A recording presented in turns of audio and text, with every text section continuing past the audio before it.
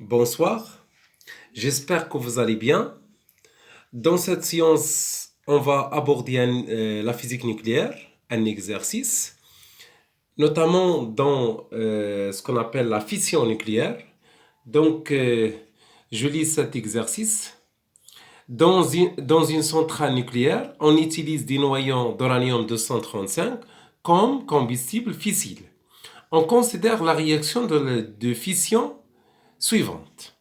Donc, je vous rappelle que la réaction de fission est une réaction nucléaire provoquée, c'est-à-dire forcée, au cours de laquelle un noyau lourd, comme le noyau d'uranium 235, se scinde, c'est-à-dire se divise en deux noyaux plus légers sous l'impact d'un autre. Donc, un noyau lourd se divise en deux noyaux plus légers sous l'impact d'un noyau, c'est-à-dire sous l'action d'un neutron plutôt. Donc les données sont là. En utilisant les lois de conservation de Soddy, trouver les valeurs de A et de Z. C'est-à-dire on cherche A et on cherche Z. Donc c'est quoi les lois de Soddy? Conservation de A, c'est-à-dire 235 plus 1 est égal à 146 plus 85 plus A, et conservation de la charge Z, c'est-à-dire 92 plus 0 est égal à 58 plus Z plus 0 fois A. Donc là, je dois répondre à la première question.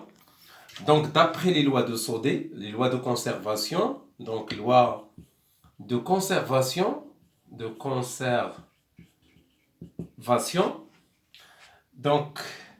235 plus 1 est égal à 146 plus 85 plus A, ce qui donne que A est égal à 236 moins 46 moins 85. Donc, vous trouvez que A est égal à 5.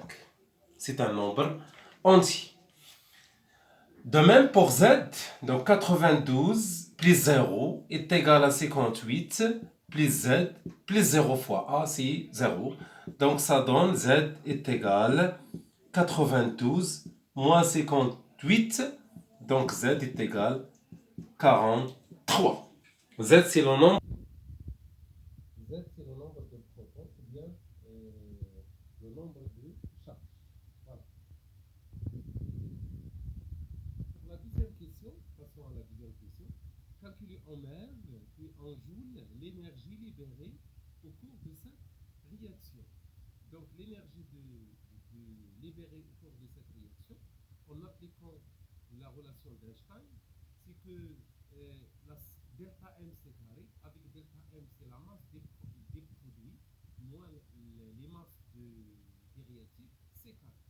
Mais n'oubliez pas le 5 ici. Donc la masse de CE plus la masse de SE et 5 la masse de neutron moins la masse de neutron moins la masse d'uranium, c'est carré. Voilà. Donc l'énergie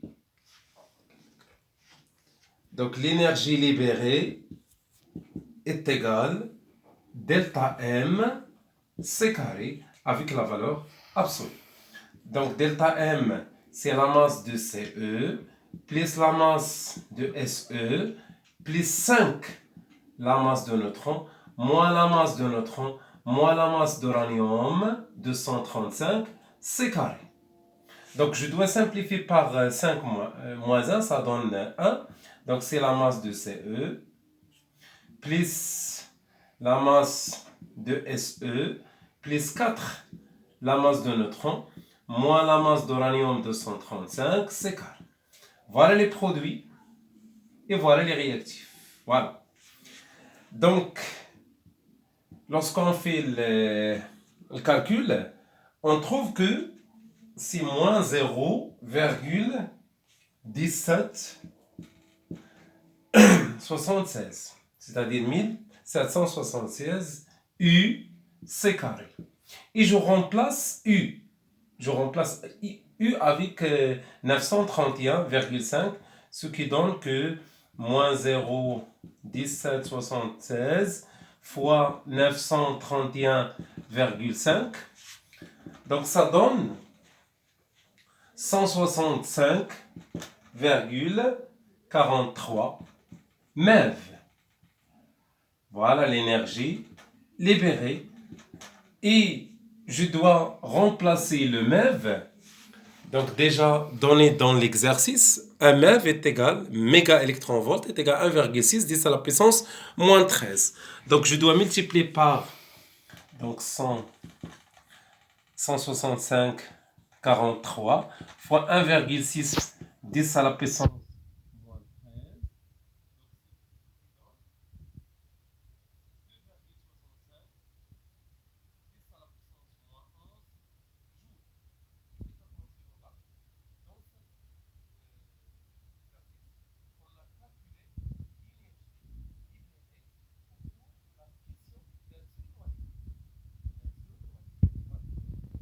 Donc la question 3, calculer n, le nombre de noyaux existe, c'est-à-dire qui se trouve dans un 1 kg d'uranium 235. Donc on applique la relation de la chimie. La quantité de matière est égale à la masse sur la masse molaire est égale à n divisé par Na. N, c'est le nombre de noyaux, c'est-à-dire que N est égal à la masse fois la constante d'Avogadro divisé par la masse molaire. Mais attention, la masse molaire en grammes, donc je dois convertir la masse en grammes. C'est 1 10 à la puissance 3 fois 6,02202 10 à la puissance 23 divisé la masse molaire, c'est combien? C'est 235. Donc ça donne, c'est 2,55 10 à la puissance 24 noyaux. Voilà le nombre de noyaux qui existent dans un 1 kg. La quatrième question, en déduire en joules l'énergie libérée par 1 kg. Donc on va faire la règle de 3. Donc on a calculé l'énergie libérée par un noyau. Donc pour n noyaux, ça donne E libéré prime. Donc E libéré prime est égal à n fois l'énergie libérée par un seul noyau. Ça donne 2,56 10 à la puissance 24 fois l'énergie, puisque on a la question 4 demande l'énergie en joules, donc je dois remplacer l'énergie libérée en joules, c'est 2, je pense, 2,65 10 à la puissance moins 11. Donc ce qui donne, c'est 6,78 10 à la puissance 13 joules. Donc l'énergie libérée par un noyau d'uranium 235. Donc passons à la question 5. Comparer cette énergie avec celle produite par 1 kg de pétrole. Donc la combustion d'un 1 kg de pétrole donne une énergie, c'est-à-dire libère une énergie de 42 10 à la puissance 6. Donc lorsqu'on fait la comparaison, on fait surtout le rapport entre l'énergie d'uranium, donc l'énergie libérée par 1 kg d'uranium,